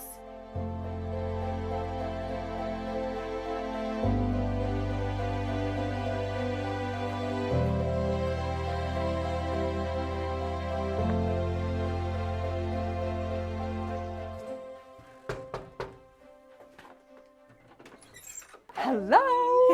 Oh my goodness! It's so amazing to be here, and this weather. No, it's always like this in Yorkshire. Somehow. All right, I do believe you. Oh, okay. Can I just say, Cara, first and foremost, walking down the drive to here, this house is spectacular. Then the windows are just huge. The windows are just vast. We're so lucky we've got so much light coming into this house. Yeah. So this is the main start of the house. It was built in 1540s and it was smaller and darker. Okay. And then 200 years later, they made it look Georgian. So it's the look that it's got now with the big windows. I see. So this is what I love about these historic houses, because you think, oh, it's a Georgian house, and then you find out it's actually Tudor. So it was started after right. the dissolution of the monasteries Yes. with Henry VIII. And then the Sotheby family from the auction house, they bought the land, and they built a house in the 1540s, which was much smaller. And then in 1720s, the Willoughbys bought in and married the daughter. Ah, and good marriage. Good marriage. They had the money. She had the house, and they brought a lot of money in, and that's when they made it look much more Georgian in appearance. And they added wings. And right. So what do you call this room? This is the long hall. This is the long hall. Yeah. Brilliant. Two big fireplaces, and therefore probably was 3 rooms once upon a time.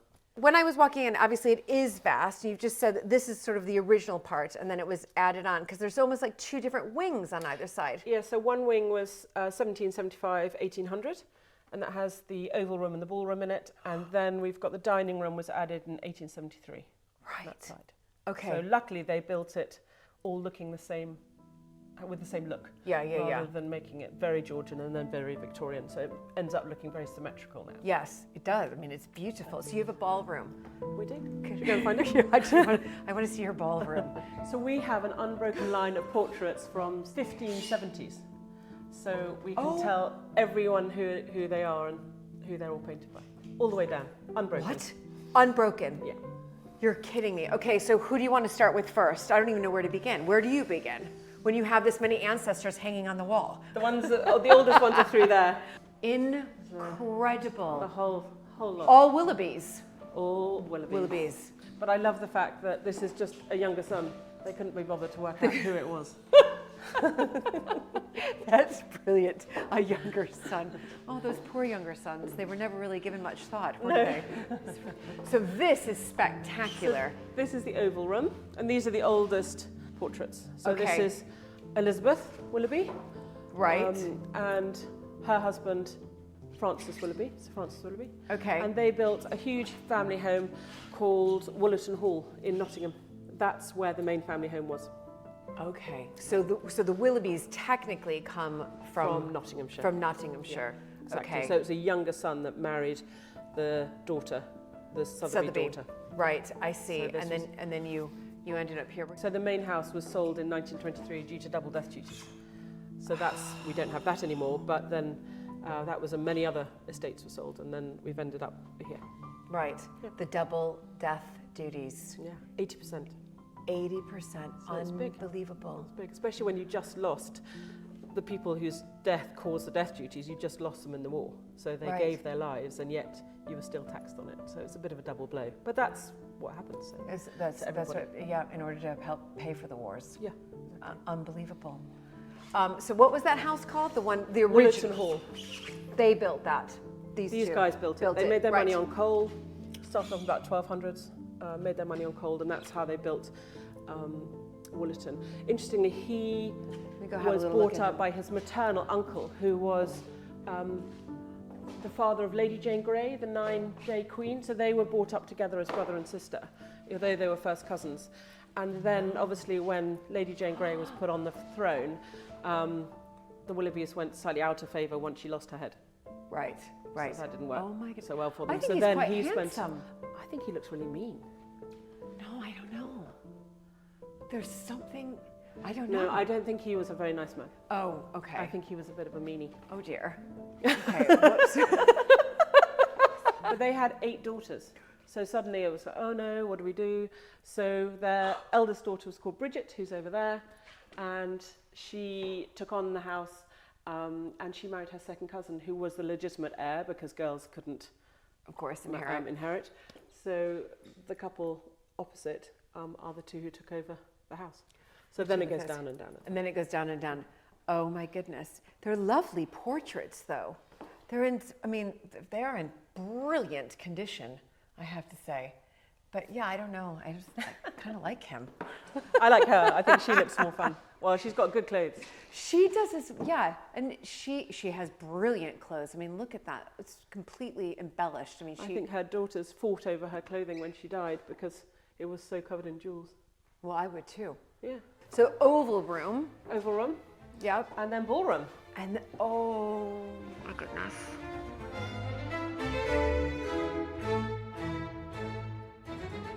This is like a proper ballroom. Okay, do you use this room? We do, not for balls. Yeah. But we do. Yeah. Nowadays we use it for What? weddings. What do you mean you're not having ballroom dances in here? So these are gasoliers. So Birdsall made its own gas from coal pits because that's how the family made their money. Right. And then the gas was pumped up to the house, which you can see the vents in the ceiling. Yes. And then these are all gasoliers, which is why their height is such this. So it's one of the first private houses to have gas-lit rooms. Gaslit which makes it must have been amazing after candlelight. Exactly. Yeah. And they all working. No, they're electric now. Oh, right. I was really going to be impressed. Definitely electric. I was like, that's super impressive that you're still able to do this. It's like, wow.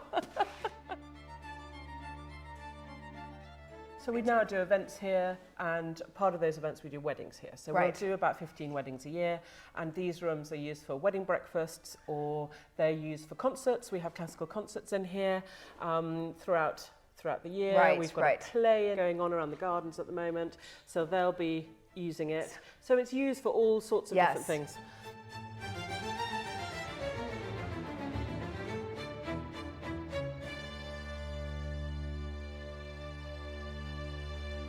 Oh my goodness, wasn't that ballroom absolutely spectacular?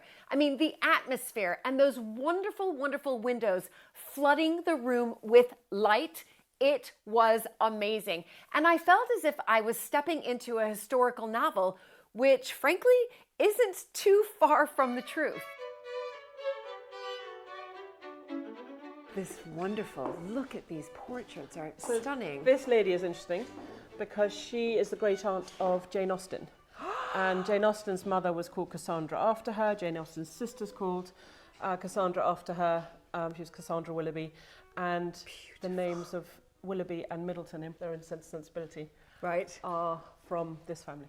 Are from this family? Oh my goodness. So that's Jane Austen's great aunt. And do we know if they were close? Did they have a relationship? So she married the Duke of Chandos, and I think it was always seen to be, wanted to, in those days, sort of go up. So they were named after her because she was the Duchess of Chandos, and therefore seen. And she was quite a society figure. She was also incredible at keeping documents and writings on how life worked at that time. She's incredibly glamorous, though, too. I mean, I think she's strikingly beautiful. But very. Have you had any Jane Austen films here? Because when I was walking down, I actually felt like I was stepping into a period drama. It'd be great, though, wouldn't it? Well, yes. A quick Sense and Sensibility in the home of Mr. Willoughby. We really need to get a Jane Austen Hollywood film here. That's for sure. I mean, wonderful, absolutely stunning. But I've only walked through really 3 rooms. But the upkeep, though, I mean, this is a vast house. I know it's been built on, as you explained, but the upkeep is. It is. And it's your private home. And I know you have children, and this is a lot. But it's a private home, but it's an office. I mean, it's a business. We've all got to, you know what it's like. I know. Mean, you live and work above the shop, in the shop, around the shop. It works around you, and you sacrifice quite a lot of your life for it. But you've got to keep it going. Yeah. Keep the show on the road. You got to keep the show on the road, and you have so far. I mean, it's really spectacular.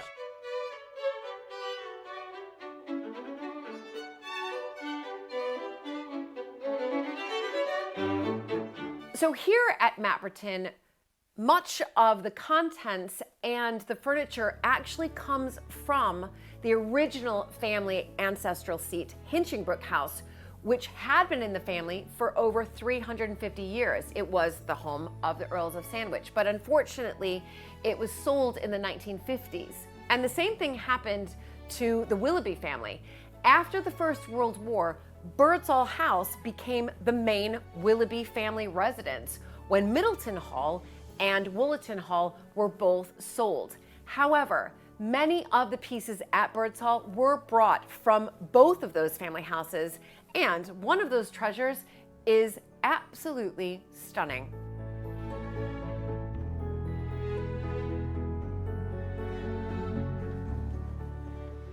Cara, this 4-poster bed is magnificent. Yeah, it's good. Do people sleep in this bed? Yeah, definitely. No, this is from Woollerton, the house that the family used to own, the main big house in Nottingham, and so that's why it's so big. But it's by Chippendale. Oh. So it's a very big bed with all the original pelmets on it. Oh my so it's goodness. Beautiful. It is beautiful work, isn't it? Exquisite. So this dates back to... late 1700s? Yep. Yeah. And the fabric is wonderful as well. Yeah, that's all original, which is, aren't we lucky? Lucky. So again, so when Woollerton was sold, you were able to gather a lot of the contents. Well, I think if the family didn't keep it, it was sold. Full stop. So that included the pelmets. We've got the pelmets in this room. Yeah. Everything, absolutely everything. It was stripped out and sold because they had to raise money for 80% of their estates. Of the estate, because they were double death duty taxed, all that. So that's why we've got these enormous cupboards, which almost look out of proportion in comparison to the house, but that's because Woollerton was a much, much bigger house. Amazing. So you have Americans who come and stay here? Yeah, absolutely. And they just love it, I bet. Yeah. I mean, look at me, I'm smiling from ear to ear. I'm an American, and I love that. But it's quite, this is old England, isn't it? Suddenly. It is. This is like when I walked into this room, you know, obviously my eye was drawn to the 4-poster bed, but this is England right here. This is history. But it hasn't changed. Also, it really has not changed for hundreds of years. Yeah.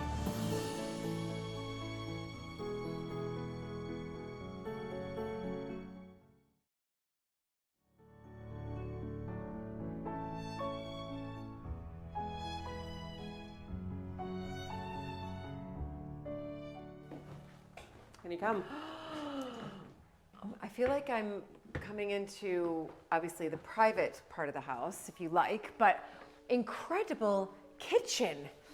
I do remember something.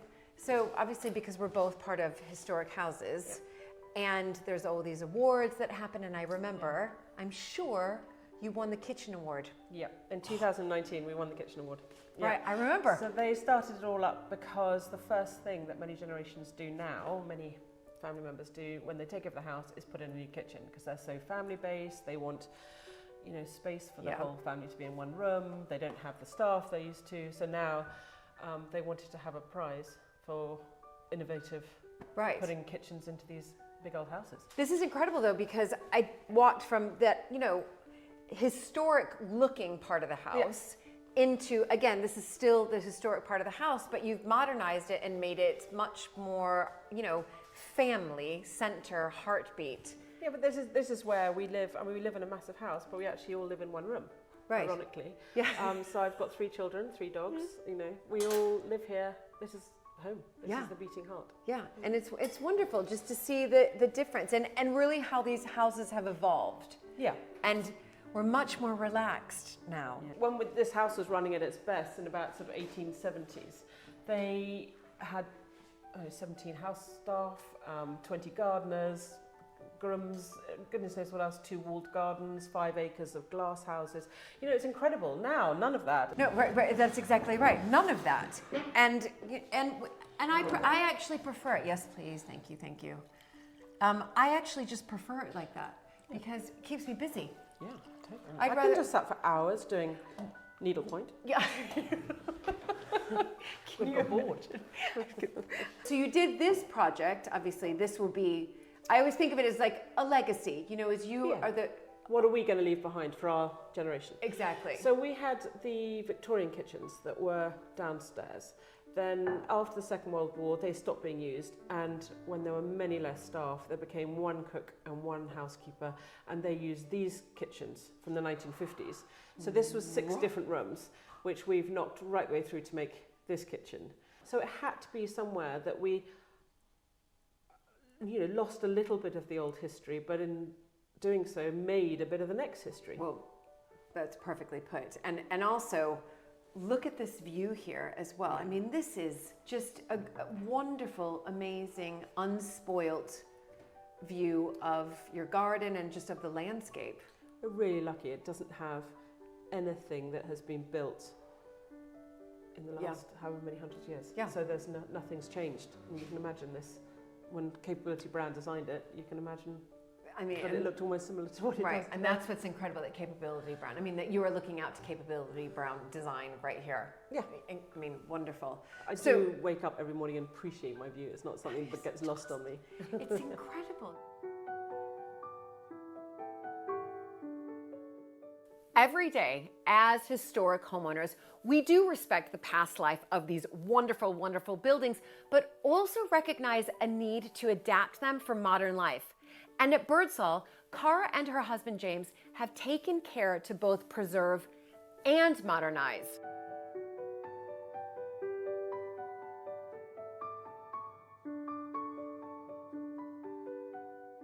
We only have about 15 weddings, I said, but they need somewhere to dance in the evenings. At the moment, they're dancing in a marquee because if they dance in the house, there'll be damage, and we don't want that to happen.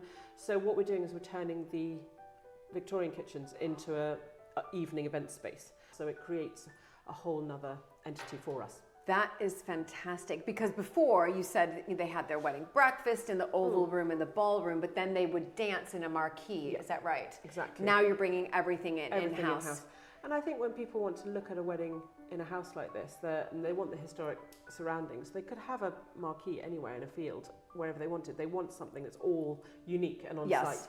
I do visit a lot of historic houses just so I can sort of meet the owners, and also get some ideas and, of course, look at the history. But I think more importantly, we are living in houses that have become our business. We're living above the shop. Yep.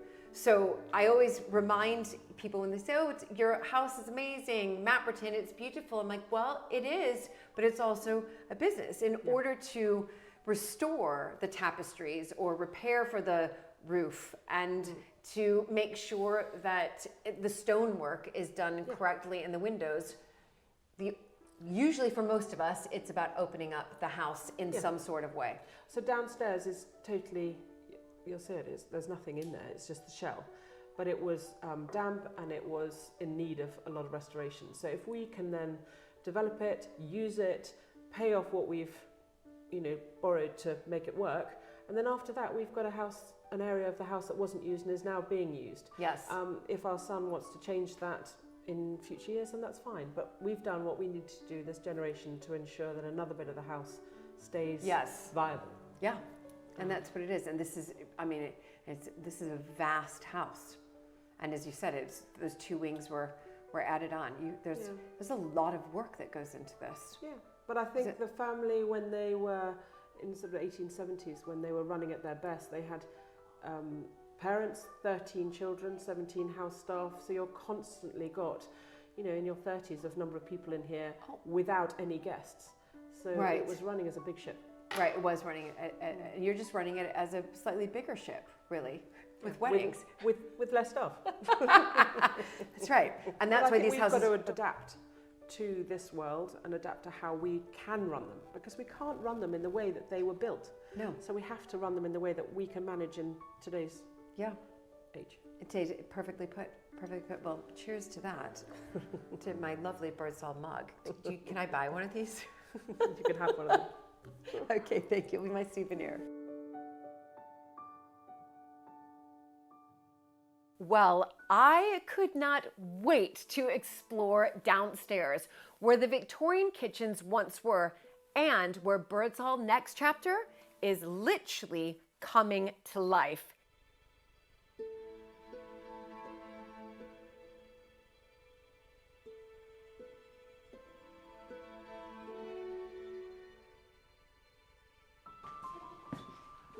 Oh my goodness. Okay, I'm obsessed with these, the bells. This is one of the best ones I've ever seen. So we've got 3 sets of bells, and each bell has a different tone, so that if the guests were in the evening drawing room or the morning drawing room or the library or the billiard room, then the member of staff would know exactly which room they were in and which room was calling them from the tone of the bell. This is like another world, another time that I love. I mean, listen, I'll be honest, me as the American, and I think many people though, visiting these historic houses, we love this upstairs, downstairs that used to used to exist. And we've obviously all evolved because there is no downstairs anymore. No, well, this was last used after the Second World War. Okay, so give me a little bit of history. We're downstairs. This is the old kitchen. Right. Those are the two different oven sets. There's a big range that's gone off to be restored. This is the old warming oven going through to the servants' hall. We've got a clock, Victorian clock up there, which is going to be restored. And all the hooks and everything are on here. And this is going to be our dance floor with a glitter ball. Oh my gosh, I love your glitter ball. That's great. It's amazing. Ball, isn't it? This is amazing. So now, okay, I see you've got the plans out. Has anybody done this before as far as converting? I mean, you've got a huge downstairs space. I mean, this is massive. This is what we all think about when you've got the upstairs, downstairs. Yeah. This is enormous. Yeah, I think other people have done it. And certainly the Historic House have put us in touch with a couple that we've been to see. Right, they haven't been quite like this. As in the amount of space, but aim big or go home. Aim big. Okay, so walk me through this. Oh my gosh, this is incredible. So we've got a new entrance so that guests can leave the house completely or come in completely separately, and that comes into the old pantry and old sinks area, which we'll see in a minute. And we've then got a we're big here. dance floor. We're in the dance floor area right now. Yeah. With the large glitter ball with a motor.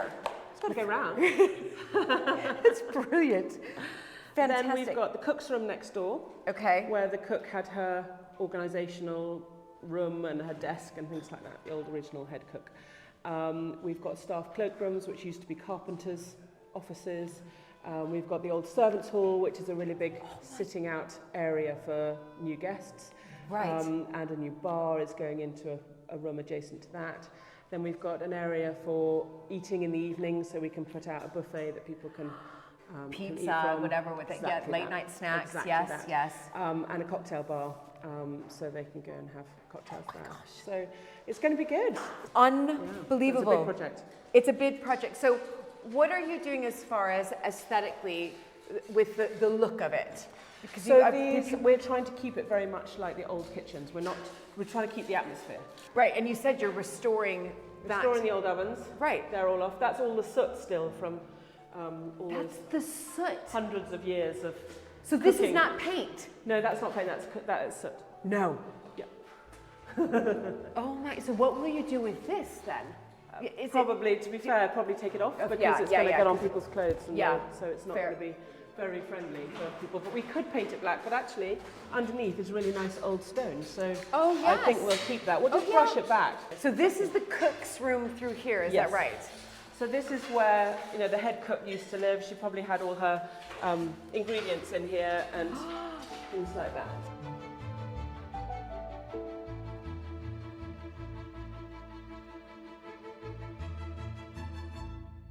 This entire sort of cabinet, chest of drawers, whatever you want to call it, dresser, this will stay. This will stay, and actually these are the shelves from this side, but there was such loose plaster behind them that they were loose. So the plaster's come off, and then those are going back on the wall, just so that you can see there it's getting loose behind it, and we just need to make sure that it's all really solid. And then this one is actually lowering a bit and turning into seating for guests. So everything's going to be done up, not beautifully. The whole point is not properly shiny. It's in working order and solid and secure. So it's got all the old plates, all the old enamelware I've got will all go up on the shelves. So head chef was in here. It's big space for a head chef. Do you think so? I think she's got quite a small desk, and then she probably had, lots of stuff in here. So she's doing all of her recipes here. Yeah, exactly. All the recipes here. Exactly. And what do you think she would have kept in these drawers? Just curious. I don't know, but I mean, butler's instruments and, all those sort of things. I mean, sure, it's probably full of candlesticks and probably not silver because they were kept in the silver room, but all the stuff you need to run a kitchen. Incredible. This is unbelievable. All right, where to next? Let's go down to the old servants' hall. Okay, fantastic. This is, I'm trying to feel the energy of There's what it would have been like. Shops down there, and then in here we've got the servants' hall. which is the food would come in from the corner, straight from the ovens. This is the original table that they all sat at. And they all had their meals and chatted away in here. When you were, did you have to clear out quite a bit of bits? Yes, it's been used as storage for ages. Right. Yeah. Okay, I did look at the plans, but remind me, I'm here at a wedding, and now where am I? This is going to be the seating area. So you're going to have sofas. Hang out. Sofas, banquette seating, low lighting, quite gentleman's club. Right, yes, look. yes. And then this is going to be the bar. And this is going to be the So bar. we've got a semicircular bar, and yeah, it's all going to be... Right. And I have just spotted, because my beady little eye has spotted more bells. More bells. So these are coming out, these white things are coming out. Right. But then you've got number 17A, housekeeper's room, dining room. These are slightly more back of house actually than, Yes, that's what I saw. than that set. You've got sitting room, bathroom, and dressing room. But interestingly, they all make different noises. So always use a candle snuff up. Got a small dining room, Okay. but then, for instance, what's that one? The sitting room. Yeah, makes a different tone to the dining room. Oh yeah. So then they would get used to the sound. They would know that sound, that tone was theirs, and they were due upstairs. And they were due upstairs. Probably in the middle of their meal. Yeah. You're probably right. The bells are obviously staying. Obviously, yep. Yeah. Yeah. Everything that was part of the 1870s kitchen is staying. So I want It's a big project, but I'm it's just gonna be trying to fun. think if I have like a big birthday coming up, or if I can You'll like. have to come back when it's finished. I just need to think of what kind of party I want to have here. Definitely. All these ideas. I love it. I'm inviting myself to have have my own party here. It's amazing. Let's go through to the country. Okay. I mean, it's like a maze down here. So these are old sinks along here. They're all bowed, so the water keeps going down. And then that's an old pantry. What's I think it's a cold store because it has Right. a huge, great sort of stone. And I can see the hooks. Yeah. Okay. Pestle and water. Oh my goodness! It's enormous. This is wow. And then those are a some of the keeper. old storerooms where the vegetables used to come in and out every day from the wall gardens, and then come in through to the kitchens. Wow. So, remind me where I am again now. This is a pantry. No. Well, this is more of the sort of sinks area, isn't it? And then that's Right. an old steam oven. Oh. So it's a very early steam oven, so we're going to do that up. And then this will be the entrance hall for the event space. So these windows are going to become doors. And then everyone will come in through here, and with all the old plate racks and the old sinks and the old ovens. And then that'll give us, I've got some enamel signs, and it'll give us the feeling that we're actually in the old kitchens. Oh my gosh. It's amazing. It's incredible just to think that, 100 years ago, this was obviously in full use as a working kitchen, but you're able to then take this space, keep all of these important features, call it the old kitchens, and then it's evolved to where we are. The next generation. But what we're lucky is that no one changed it in the middle, so that we have got the stuff from 150 years ago. Otherwise, it would be the old kitchens of either 70s, which would be a bit of a problem. Yes, that's a fair point. That is a fair point. And then what about up here? I'm just looking at this. Well, to be fair, the M&E guys, the mechanical and electrical guys, want that roof void to put all their stuff in. So I was going to make it into a vault, but I've been you've back got it down on that. Yeah. I've kept some things compromised with it's builders. a compromise. But these are all staying. These are all staying. Yeah. Look at these. These are amazing. But they must have been quite short sinks. because they're quite low. Yeah, You they actually are. break your back if you were trying to do that all the time. You're right. But, yeah. So, okay, entrance hall. So this will be, in one sense, the brick comes out there to create the doors. Yeah, the doors are entrance literally doors. are going to be very wide doors, so they're going to be exactly Wonderful. what they are now. And look at that lovely beam up there. Yeah. Yeah, absolutely. So we're keeping all the brick where it's brickwork, we're keeping it as brick. Yeah. Where it's painted, we'll keep it as paint. So it's going to look pretty rustic down here. And I It's like lovely. that green color. Yep, that's the colour that's going all over. That's, Yeah. when you mentioned the green color back there, that's a really going all lovely over. green color. I mean, Cara, this is, and I know I keep saying it over and over again, but it's a tremendous You have to come back. project. I'm just trying to think, are you hiring? Because I really want to be a part of this job. How good are your skills? Excellent. I'm really, really good I'm a very good decorator. Okay. So I could do the green paint. Yeah, you're on.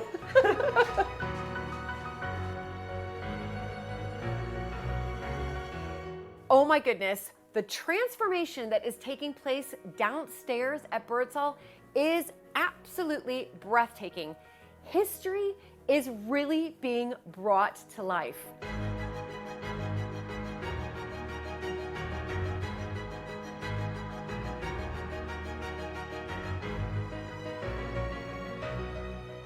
Thank you so much for joining me, and I hope you've enjoyed this wonderful, wonderful visit to Birdsall House. Until next time, bye everybody.